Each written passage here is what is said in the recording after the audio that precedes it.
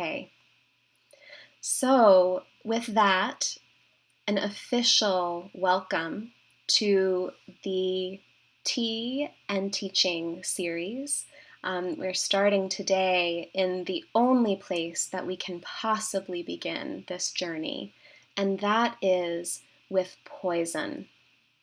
Because it is of absolute critical importance that whenever we seek after something good, whenever we seek after something that would help us to heal or to grow or to fall in love or to become wealthy or whatever we might hold as a oh no, why did it do that?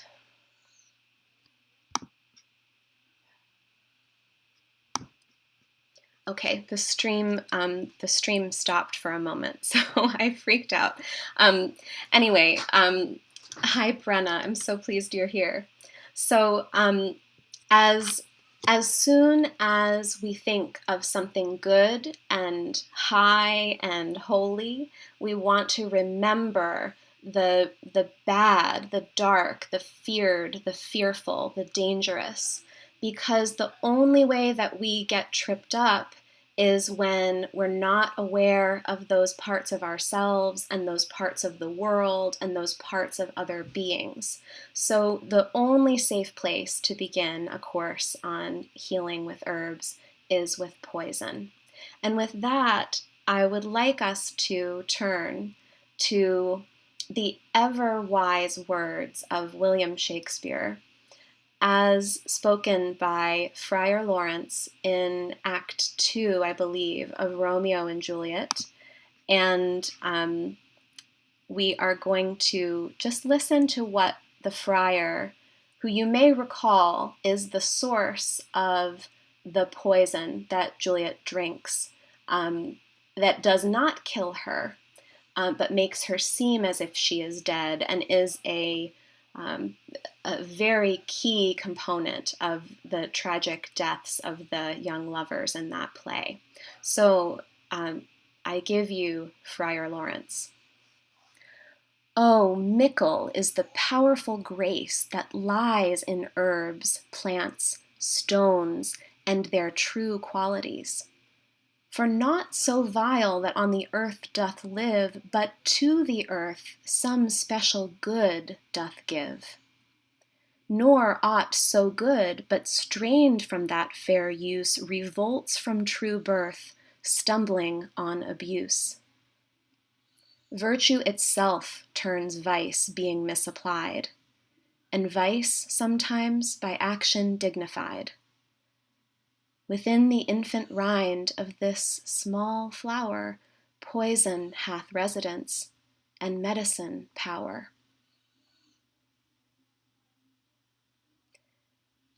And as a companion, in a very different style, an invocation written by Dale Pendle from Pharmacopoeia, which I highly recommend if you have any great interest in learning more about the nature of poison and poisonous plants.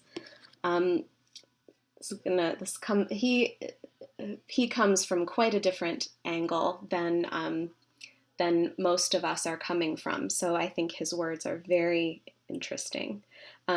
This is the preface to the book, entitled "Bring Them On, the Power Plants." All the palmate-leaved ones, the pinnate and the pinnatifid, the entire, rosy Hawaiian babies, wise Mazatec sages, and the old Indian rope trick. Come on, you indoles, you terpenes, you alkaloids, you medicine plants. Hello, star-eyed Betelgeuse plants, Amazonian vine plants, Chihuahuan cacti. Come, blue-eyed witch plants, come, you dung-loving fungis. Come on, O rueful Syrians, and all you thick-smelling solanaceous plants, you cultivated in rose, tobacco, and coca plants, you maligned poppy plants and worshipped grapevines.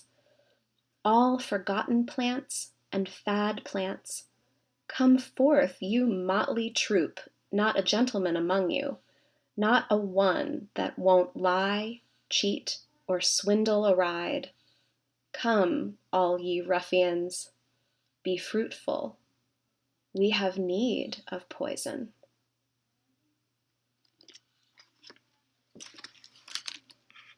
So, what did you first learn about poison when you were a child? Think about it for a moment. Some of you have had a head start. And I'd love to hear you type in the chat, if you would, even just a line or two. What do you remember learning about poison as a child, or about something being poisonous? Are there images or stories or ideas that come to mind?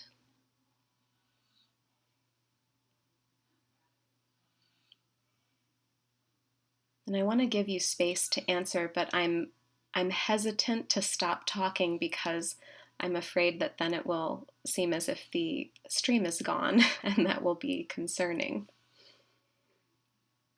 Yeah, Helen, you're right on it. That was something I remember. Helen says, I remember the frowny face stickers on bottles as a kid telling me something was forbidden. Yes, that's called Mr. Yuck, Mr. Yuck, and that was my first note.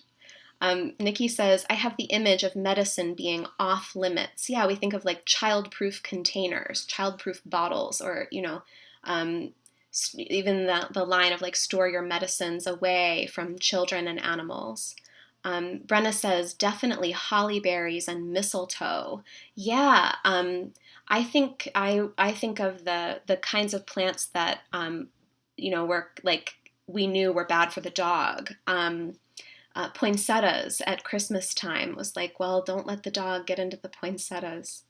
Yeah. What about now? This is we don't often associate this word poison with intoxicants, with intoxicating substances. However, you can hear the connection, I think, if I say that. What about the way that you were taught about drugs or intoxication? I was a child of the 80s, and definitely in the Dare and Just Say No and drugs are bad. And of course, that word drug was really only used to talk about illicit drugs. It was like we were talking about a whole separate thing from something that your doctor could give you. And I think, in a sense, this is a perfect illustration of why we want to talk about poison today. Because this tendency that really starts in childhood, I think it's a very good framework to give a child of, no, that is bad for you. Don't touch that. That isn't good. That isn't healthy. It will make you sick. Because as a child is developing, they don't have the ability to use nuance, or to moderate the dose of something, or to use good judgment. So a complete idea of that substance is bad is the safest way to approach something for young children. But that very approach that is so helpful for kids is in fact dangerous as people get older, because we are now in a poison crisis in the United States relating to prescription opiate abuse. And if a culture holds the idea that a drug is a poison only if it is obtained through some channel other than a doctor or a pharmacist, only if the drug is illegal can it be a poison. If we really believe that, then of course we have set ourselves up for a situation in which the the poison can creep in around the edges where it isn't, no one is looking for it, no one is expecting for it to catch them and encroach on their reality in the way that poisons tend to do. Yeah, a couple of things about fearing all illicit drugs since childhood. Yeah, totally. And I am not, by the way, I am not here to encourage you to experiment with illicit drugs by any means. But I think we need to think about them and we need to talk about it as a way of looking at the correlates within the herbal world. So the first things that I heard about poison as a child are Mr. Yuck and then Just Say No. But there was actually a folk song that I learned in either kindergarten or first grade, and I just looked it up tonight and I was able to find it. And in this folk song, by gosh, if there wasn't something so good about poison that it really could have saved me a lot of trouble if I could have just learned this from the song, but it doesn't often work like that. And the song is a folk song from North America called On Springfield Mountain. And it's based on the true story of a young man who was 21 or 22, I think maybe in the early 1800s, and was about to get married, and in an area, I think in some part of Tennessee, somewhere where rattlesnakes were very uncommon. He was bitten by a rattlesnake and died the day before his wedding. And this, a folk tradition arose out of this story, including a number of different songs. And the version that I learned as a child included his fiancée. And the song goes on, to describe the rattlesnake bite, and he comes back home, and his sweetheart sees him, and as one does or did in those days, the remedy was to suck the poison of the snake bite out of the wound and spit it out. And in the song, in the story, the woman had a rotten tooth. And so because there was an infection or, open, access to her bloodstream in her mouth, the poison infected her too, and they both died. And this is a very good poison story to attend to for those of you who are here, not because you're primarily seeking to use herbal medicine as part of your own healing, but because you are interested in perhaps or already engaged in working with the healing of other people. And the lesson is that if you are going to truck with poison, you must have integrity of your physical, emotional, and spiritual self. And integrity is not the same thing as perfection. It doesn't mean that in order to do healing work, you have to be perfect, or nobody could do it. In fact, when we get to the end of this series, we'll be working about the idea of the wounded healer, and certainly this is not at all to suggest that anything approaching, perfection or embodiment of an ideal is required to do healing work. But it does mean that you cannot have a route through which the poison that you are trying to relieve from someone else can enter you. So being on the medicine path requires that you mature. And poisons are very good for maturity. This folk song, the Springfield Mountain folk song, there's something in it that could help you mature, perhaps, if you think about that story.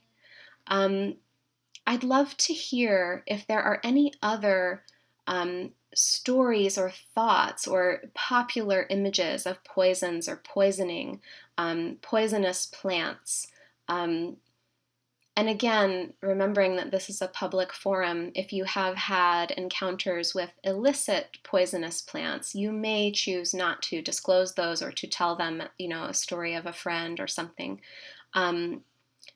Those kinds of encounters are often, when they don't lead to death and utter destruction, those encounters are often very good for maturity as well.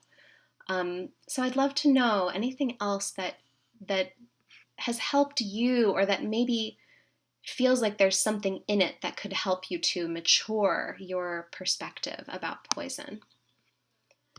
Nikki says, I heard this song as a kid and talked about it with my parents. It was so scary. I forgot it.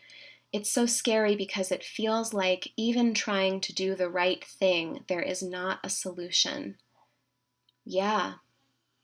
That sometimes I think one way to think about that is that sometimes sometimes you cannot help, sometimes you cannot save a person from their fate. And I think the other part of it is, I don't know a lot about dentistry back in the early 1800s. I'm sure that preventative care was not terribly good. However, if you had a rotten enough tooth that, snakebite poison can get in through it, and it's, the 1800s, I feel like, her name is Molly in the song, I feel like Molly could have known that about herself. Like, Molly had to have been in some pain, or like she had to know, and not act on that knowledge. And when we're dealing with poison, whether it is a substance or an insubstantial thing, which we'll talk about in a minute,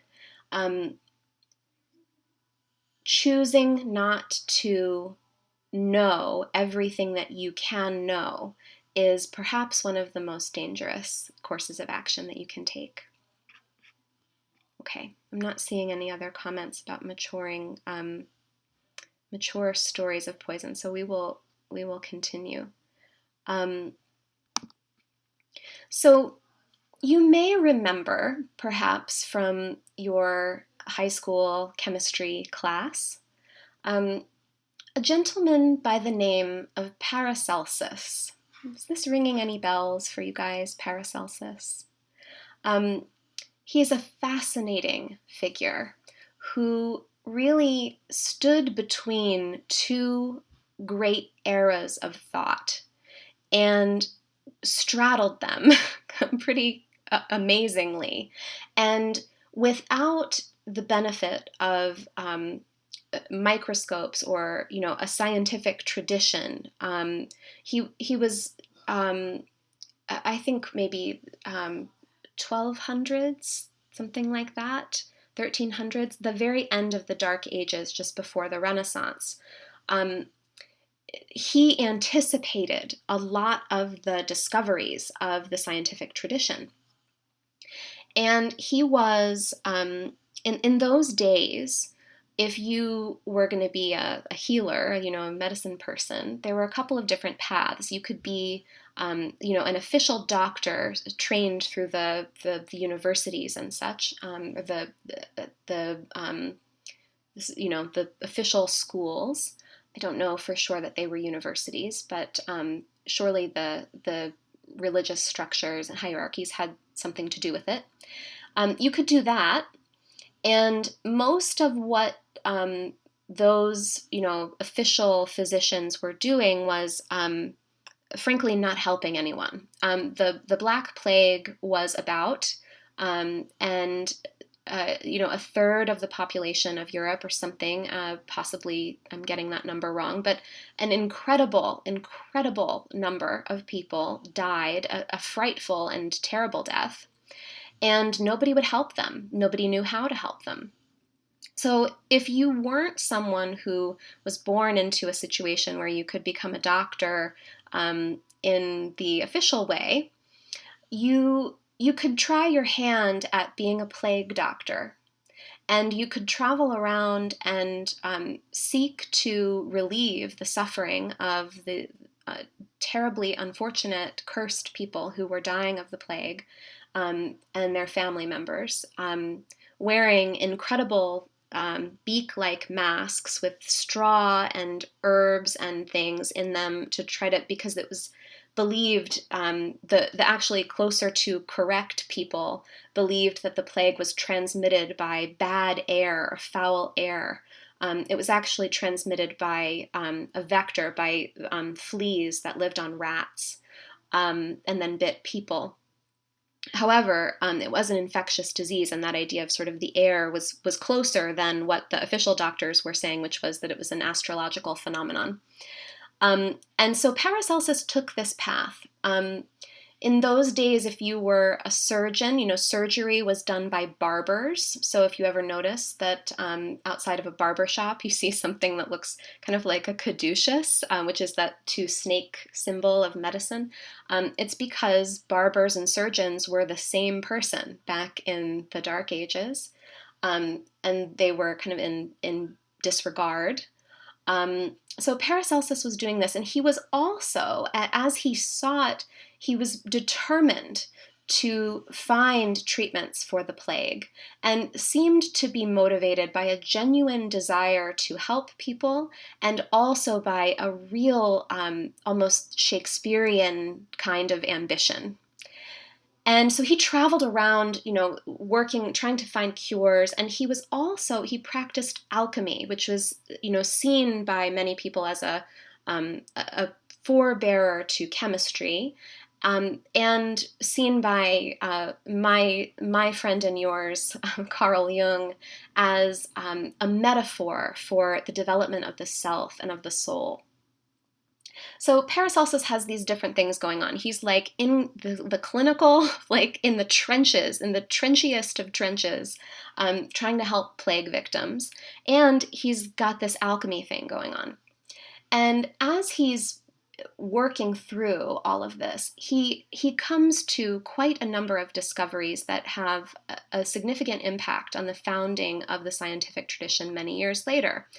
The first one, and the one we're going to really talk about today, the one that is so enduring, is this saying that is still repeated in medical schools to this day, and that is as follows: everything is poison, nothing is poison. The dose makes the poison. The dose makes the poison.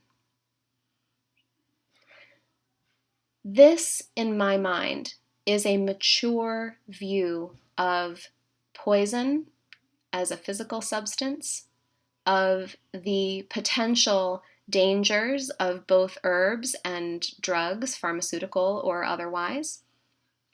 And it's also a very appropriate way to think about all of the kinds of ideologies and exposures to harmful people and ideas and places and these kinds of things that we might be afraid of, or that we might regard as quote unquote toxic or poisonous.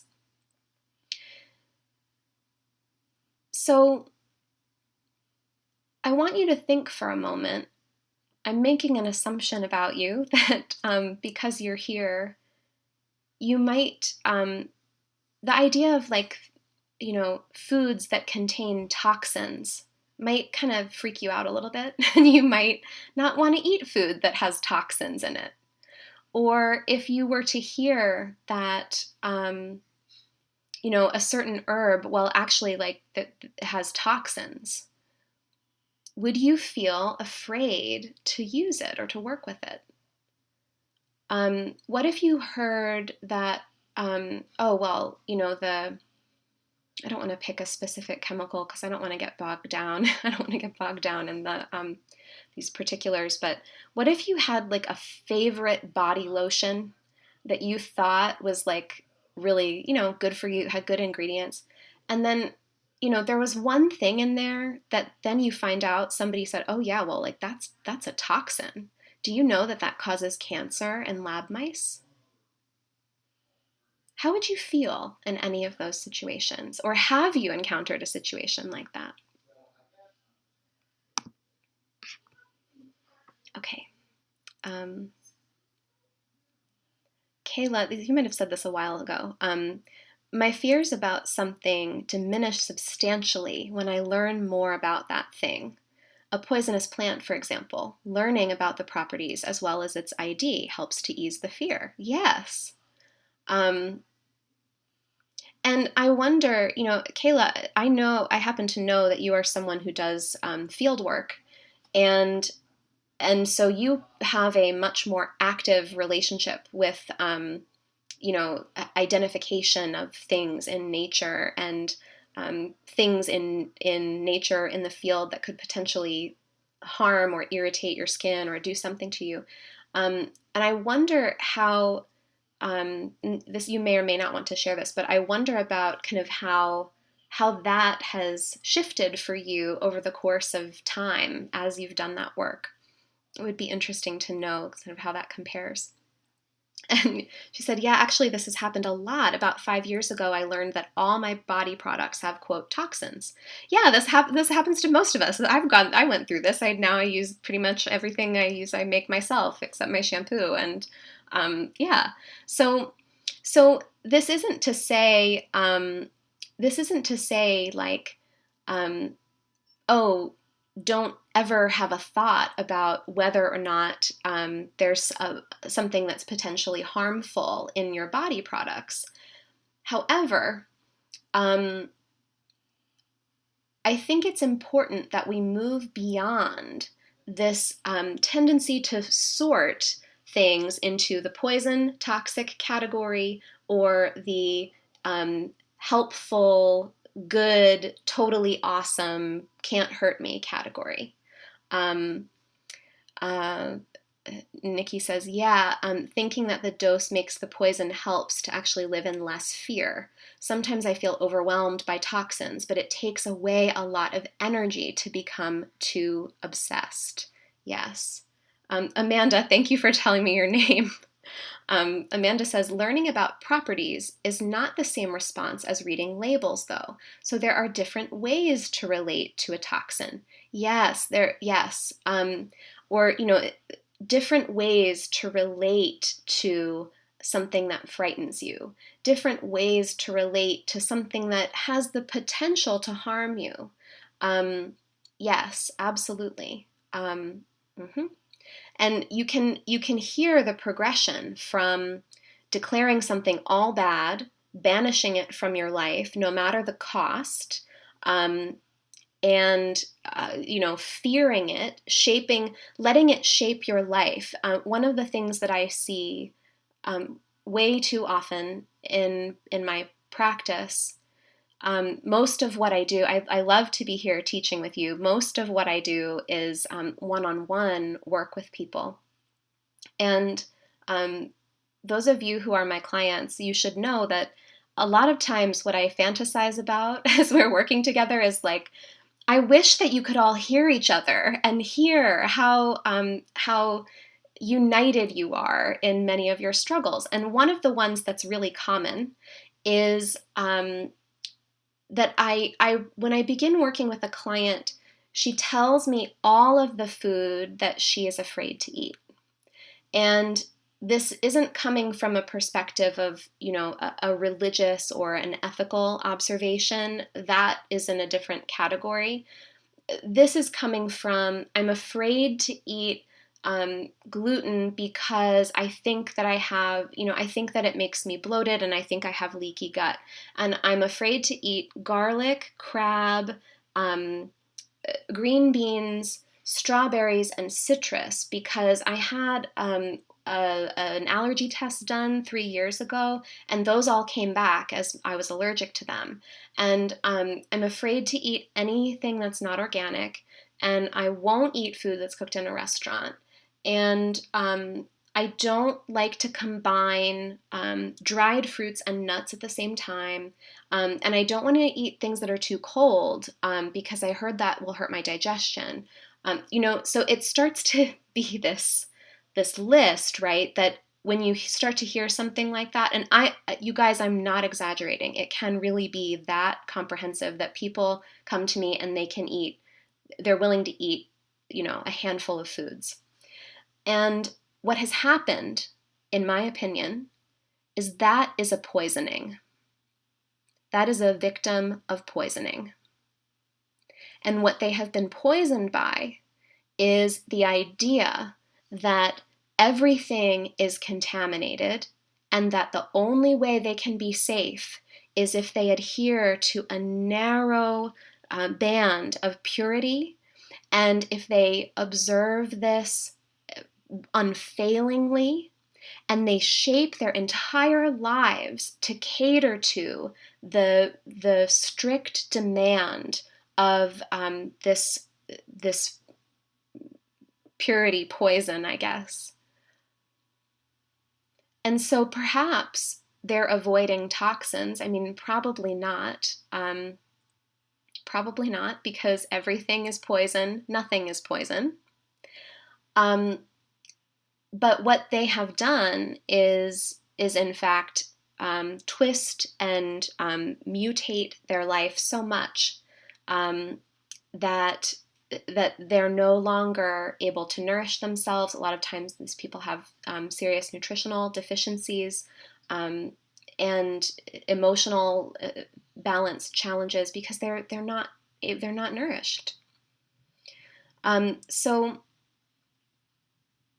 what I think you have to weigh, remember we started the class by saying whenever you pursue a lofty goal, you have to look at its shadow or its opposite. So if we go back to the very mundane example of you learn that there is a toxin in your body lotion, right?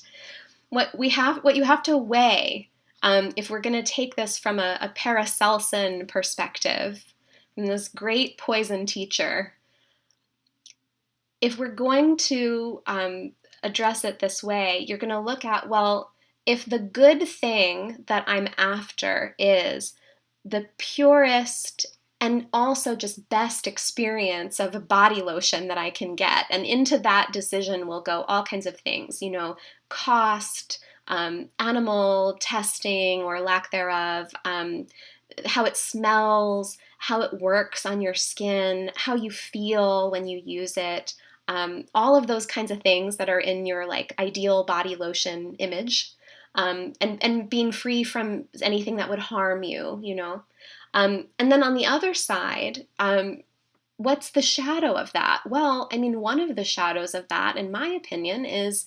being so obsessed with lotions and potions for our skin that we'd be willing to accept tremendous cruelty to animals in order to because we think that's necessary, or we think that it's acceptable and tolerable because this product, I like it so much, well, I'm just going to make it, I'm not going to think about that, or perhaps a shadow of it is I really can't afford to buy all of the stuff that I'm buying, but I don't feel like I can live without this super expensive organic, quote unquote, toxin-free lotion that I'm spending $20 a week on or something. So you have to just ask, well, what's the cost of trying to get this, of trying to avoid this toxin compared to, well, how dangerous is it really? What's the evidence? Is it toxic only to, laboratory animals in doses that are so far beyond anything that a human using this lotion could ever absorb? In which case, is this a poison that is well within the range of use, which isn't going to harm me? So that's one way to think about it. Okay. I'm going to come back to your comments. Helen says, it's like moving from a black and white perspective to one that is more gray. Helen, we are just synced up today. Yes, I have those exact words in my notes, black and white thinking. Yeah. And Kayla says, I've had to work with agricultural chemicals in field situations and have had to read lots of labels of chemicals that are highly toxic. I had a hard time working with these chemical compounds and have had to read lots of labels associated with them and how to use them properly. I'm glad not to work with them anymore. Yeah. So Kayla, you may or may not realize this, but you're kind of on a poison path here, my dear. You've probably come into contact with a lot more of these things than the average person, and it's something to think about. It's very interesting. Amanda says, yes, I had a dear friend who struggled endlessly to find foods that were acceptable. I know it's a tricky subject. It was an emotional journey. Yeah. Personally, I feel like the body and its imbalances change and evolve and can contradict themselves as we age. Yeah, the body's needs absolutely do change. Yes.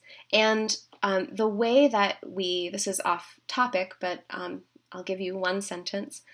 The way that we feel about the food that we are about to eat absolutely influences the way that that food affects us.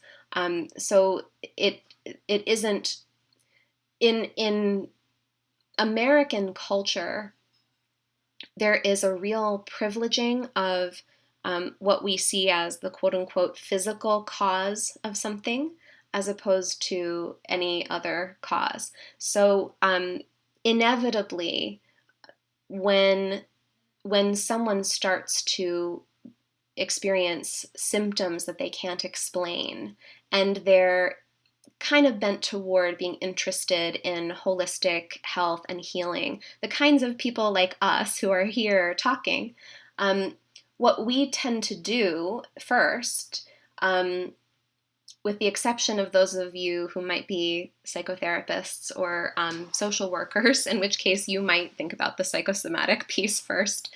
But in general, what people tend to do is think about food or stuff that they have eaten and ingested. So what changed in your routine that you ate or that you did differently? Or did you take a drug that you didn't normally take? Or did you take herbs that you don't normally take? And very often, that's kind of what I see. Okay, yeah. Wine, yes. Oh, alcohol is poison, you guys. Alcohol is poison. Our friend Dale Pendle, who has written this lovely poison trilogy, has whole chapters devoted to different alcoholic preparations. And it's amazing to me the people who are terrified of toxins and they will drink organic wine. It's like, you guys, what do you think? What is alcohol? It's a toxin, and it's poison. And in small amounts, it can be okay. It can have a lovely effect and be supportive in certain ways. So yeah, Nikki says, I love wine, but I feel great when I have a moderate amount. If I have too much, I don't feel good. I think wine can be poison. Yes, it is. And a gift, but it's the dose. I feel balance in my body is the key. Yeah, so this is a really good question that Nikki has modeled for us to each ask ourselves. So what is something that you engage with that is a poison that you feel you've found a good relationship with? Maybe it is like junky TV. Maybe you have a show that is really not like a guilty pleasure show. Guilty pleasure is a euphemism for poison, you guys. Like maybe you have a guilty pleasure show or a guilty pleasure magazine or something, and you can kind of have a little bit of it, but it doesn't take over your day or your life. That is a poison. Maybe you have a love of chocolate or sugar or coffee or wine or lobelia, if you're me. Maybe you have something like that you have found a balanced relationship with. Maybe you have found, this is a good one.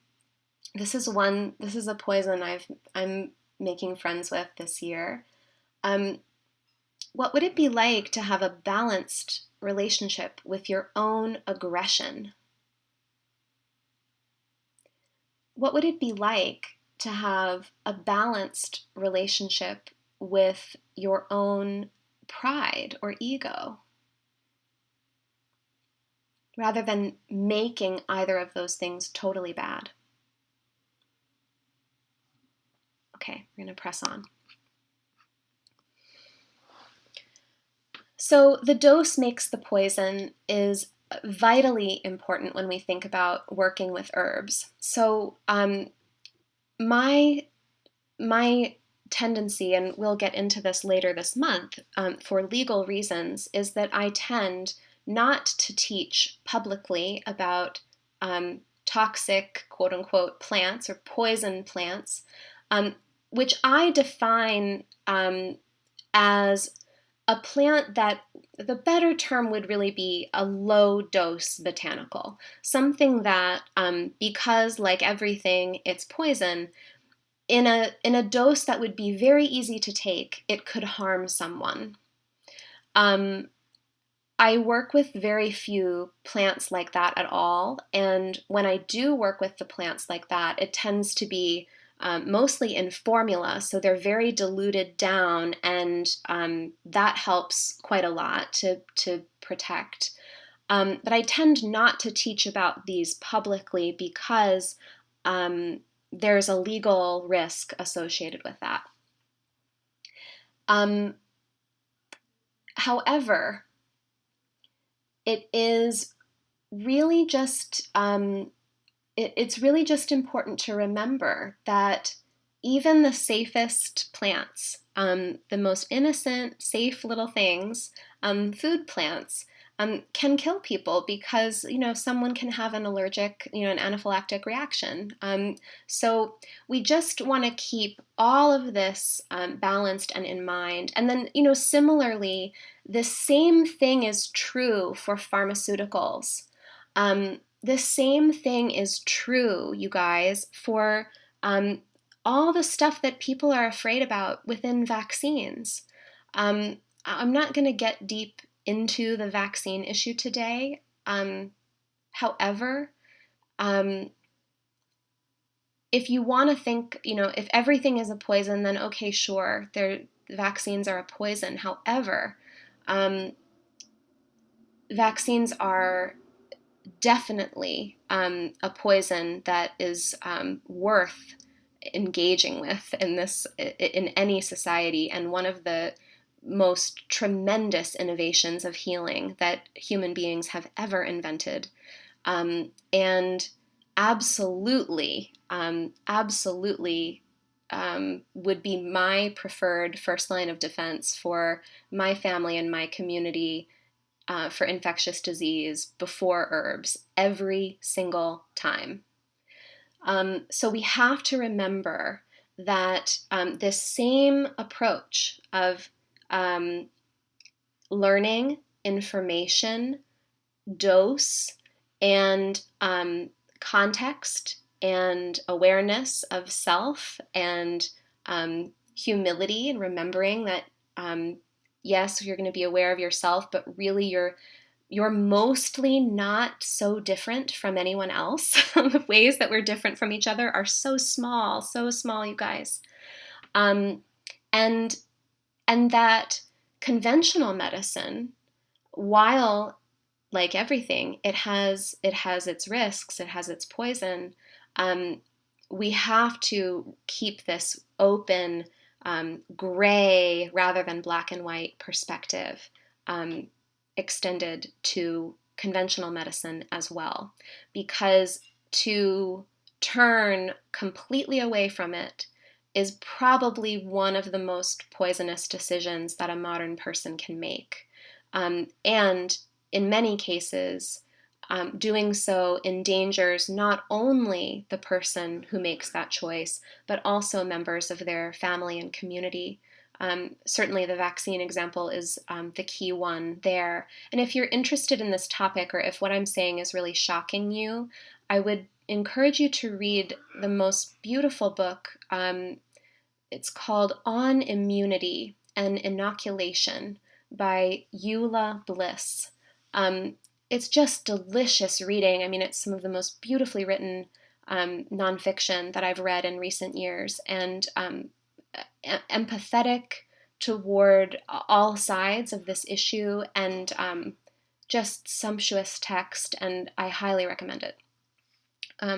Okay, the bonus book recommendation. And I've lost track a little bit.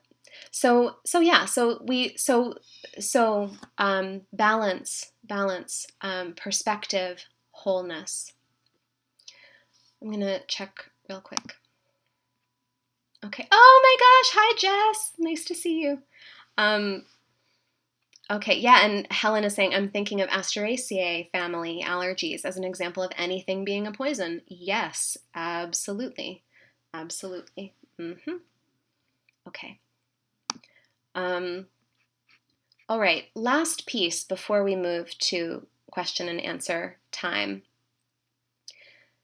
This is of utmost importance for anyone who's on a healing path for themselves, because this is, I think, the crucial work of being on a healing path. And it is an ethical and moral responsibility for anyone who does healing work on behalf of others or with others.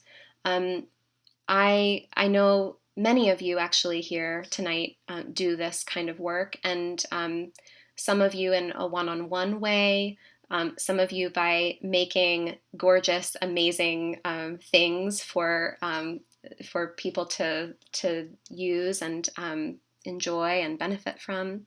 If you guys have not checked out Jessica's line, Stark Skincare, you should. You'll be obsessed with it, as I am. I need to try your new stuff.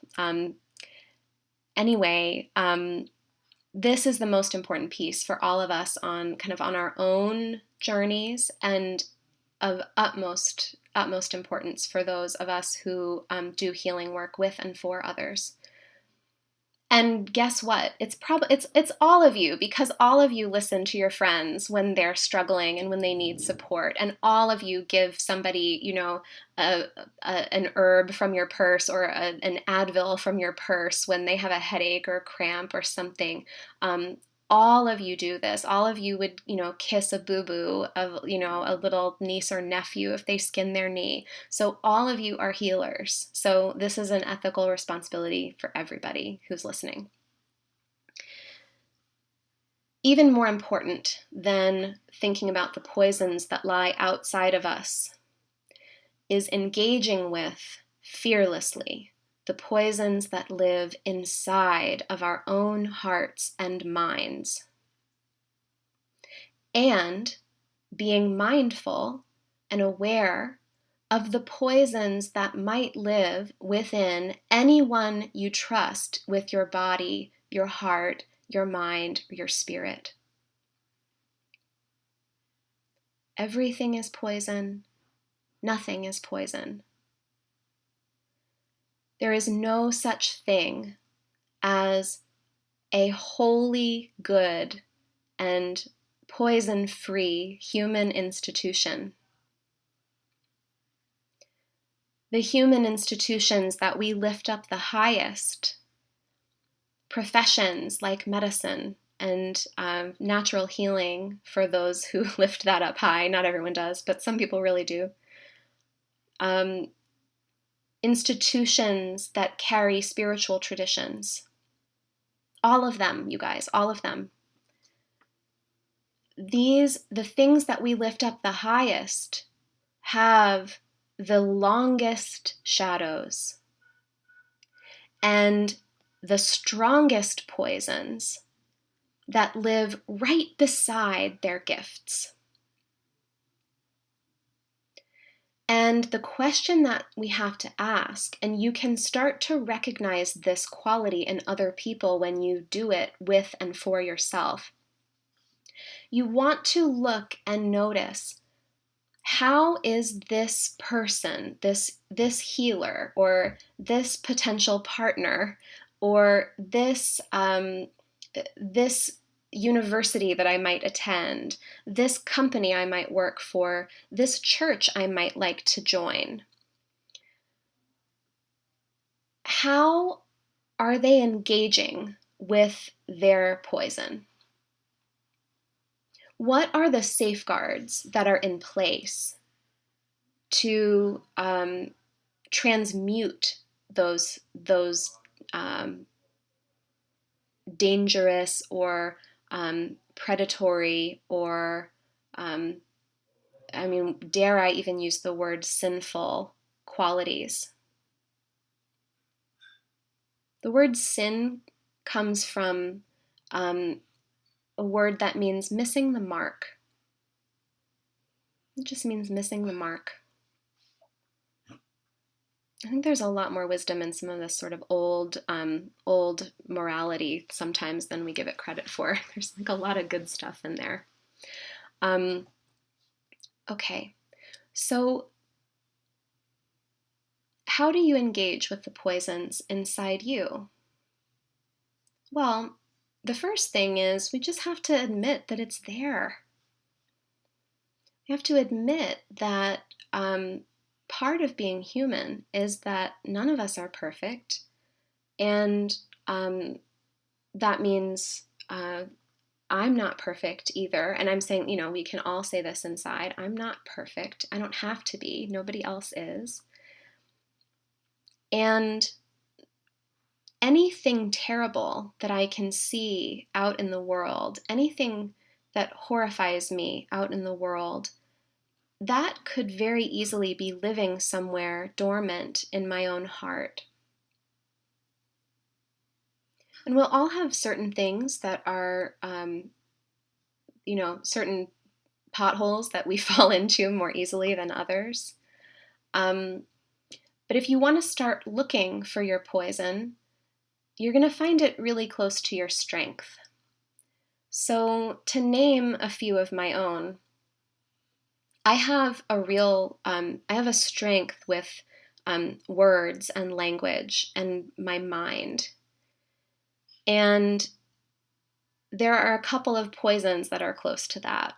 One of them is a temptation to arrogance and to thinking like that I can dismiss another person's argument or perspective without really thinking about it, because I just give myself a pass and I don't know, assume that I'm like smart or something and I've already figured it out and I don't have to think about that annoying thing that they just said that I don't want to be true, this sort of arrogant thing. The other poison is that just as much as I can use my words to reach people and connect with people, I have a capacity to use my words in a weaponized way and to cut, people with them. And sometimes I do it without knowing that I'm doing it.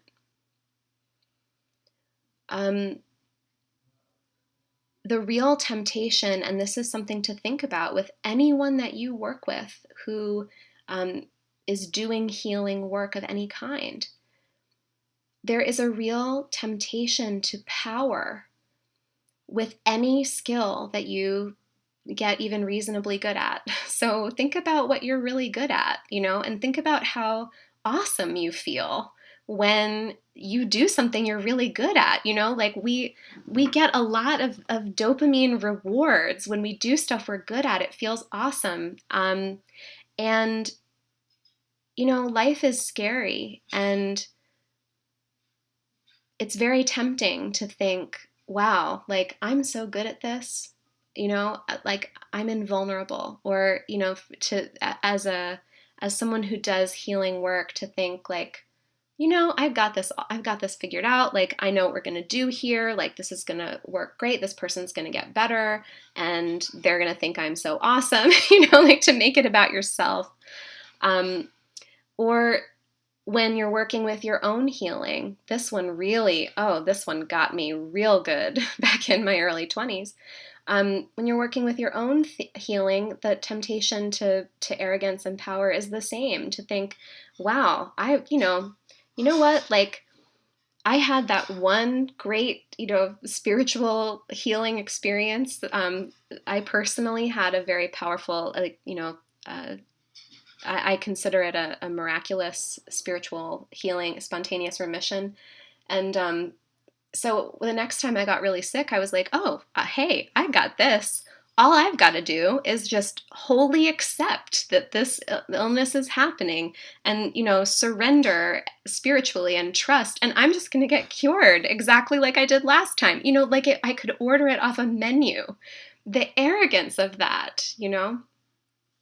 So this is what it looks like. And, we're all community here sitting in a circle. So I'm very comfortable telling you about the poisons in me. And I would encourage you to think in this same way. Where are my gifts? Where are my strengths? And how did those wonderful things about me tempt me toward a poison that could really take me down, or that could really undermine my integrity if I don't keep myself aware of it and if I don't moderate the dose. Because a little bit of poison can often be a very good thing. A little bit of knowing your own power is so good. A little bit of that confidence. How else would you even dare to try to offer something that's needed in a difficult situation, when really, we need you to feel confident enough to give your gifts? A little bit of fear about toxic crap being in your food. Yeah, a little bit of concern about that is a good thing. So once you identify those poisons, you want to think about what the antidote is. And we're coming close on time, so we're going to wrap. But, the antidote to being tempted to try to exercise power over others, or to enjoy being too powerful, is to take on an attitude of service.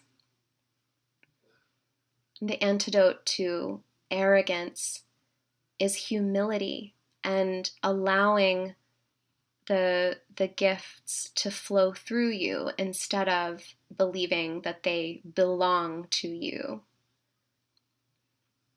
The antidote to black and white thinking, Helen mentioned earlier, is this perspective of wholeness and calling in the opposites and becoming aware of them, and really thinking through each piece. And so as you do this work of working with the poisons inside, and some of the poisons inside will be like, little ideas, or, like mind viruses and implants that have just been like passed, like people in your family have just said them for generations, and like nobody thinks about it, and it just keeps getting set, and now it's in you. Or it'll be things that are in the culture that, again, are said without thinking, without real presence and consideration. Sometimes it'll be mean or abusive or controlling things said to you by a person who was overrun with their own poison, and you took it in, and like Molly in the snake bite song. If you drink in that poison and it gets into your bloodstream, then you need a remedy, even though it didn't start with you. So sometimes the poisons inside are not necessarily in this sort of like vice category. They're a little bit more in the stuff that's not yours, that is in you now and that you need to get out. So having done this work on yourself, you will start to recognize the people and institutions who have a practice of doing this same kind of work. And Of course, we can't expect perfection of anyone, but one of the hallmarks of people and institutions who do this work, you can really see it with companies, is that when when they do something wrong, when they succumb to their poison, they can fully admit it and own it, apologize for it, really feel it, dig it up from inside, and offer it to you so that you can choose to accept it or not. When that doesn't happen, when there's a defense around the flaw or the poison, you're dealing with someone or an institution that has not fully moved into that place of doing this work. Very, very, very helpful to have that litmus test.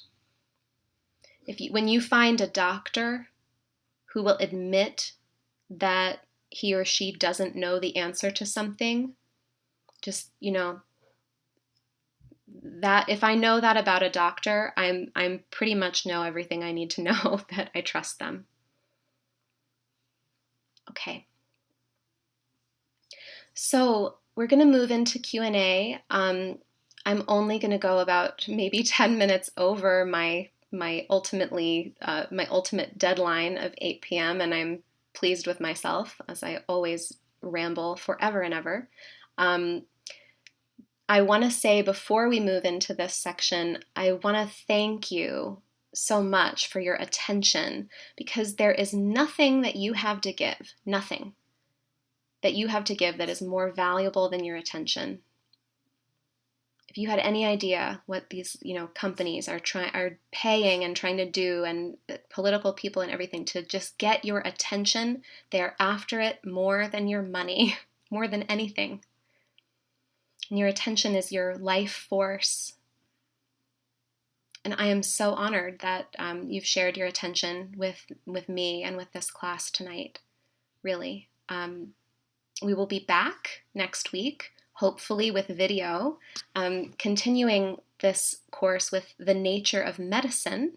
And in the meanwhile, if you would like more reading and resources, you can go to psycheandsoma.com. I'm going to post this video there along with further reading, the books that I mentioned, a couple of other, a great book about the shadow, Jungian perspective, and the most fun ethnobotanical book of all time, The Serpent and the Rainbow. So if you want to do some good reading, I'm going to have a few book suggestions to go along with each of these classes for those who feel called toward a particular topic. And with that, we will turn to Q&A for maybe the next 10 minutes or so. Okay. I'm just reading a couple of your comments. Kayla, I missed your thing about coffee as a poison. For me means I can enjoy coffee completely. I don't have a balance always. Yeah. I think it might be in the second book, this pharmaco trilogy. There's Pharmacodynamics is, I think, the second book in the trilogy, and it's all about the stimulant poisons. And there's a fascinating history of coffee in there. I had forgotten, the Enlightenment ran on coffee, and Voltaire drank something like 30 cups of coffee a day or something. I mean, these dudes were high. They were so high. It's really fascinating that around the same time that we developed the ability to tell time, like clock time, mechanical watches and timepieces were developed. This is around the same time that coffee emerged on the scene. And Pendle does a fabulous job of talking about these sort of twin cultural forces and how they influenced Enlightenment thinking and factory work, and the relationship that persists even to this day between being on the clock and your coffee. It's really fascinating. Okay. If we don't have any questions, we can wrap. So I'm just waiting because I know that there might be a little bit of a delay between when you type your question and when I see your question. Well, thank you so much, Helen. Thank you, Kayla. You guys, I'm so pleased. I'm glad that we got this worked out, and I definitely plan to persist with this YouTube. It's really been a 48-hour quest to try to get the video to work. So I hope that another week of working on it with some more support people is going to make it work. Thank you so much, Brenna. Nikki says, I've never dealt with shadow issues in such a way. This has all felt so expansive and freeing. Yes. Yeah, it's the great paradox of like going through something terrible or willingly turning toward the terrible stuff inside you, or in society, or the poisons. The gift of it is that like it really just is very freeing. I mean, we have to be responsible, but yeah, I experience it that way too, Nikki. I experience it that way too. And Kayla says, wow, very interesting. Coffee has such an intriguing history. It truly does. Will you post the pharmaco books? Yes, they will be in. They will be posted in the blog post. Basically, the post that you guys may have read or seen promoting this class, kind of with the preview. I'm going to update it so that it will have the recording in it. And then also I will add the recommended reading and all of those pieces. And then I'm trying to be a really good blog person, you guys. I'm going to go back to that original post where we put the whole syllabus of the whole 3 months. And then I'm going to link each blog post to that one big syllabus. So by the time we're done, we're going to have this magnum opus, I hope, where you could have one tab with all the classes and like the syllabus, and then you could one at a time click on them and hear the class and see the reading and all this stuff. This is my plan. I'm not a naturally organized person, so it's taking some summoning of inner resources and poisons to make this happen. But that is my vision, to try to make this easy. All right, darlings. Thank you so much for being here, and we will be back next week with the nature of medicine.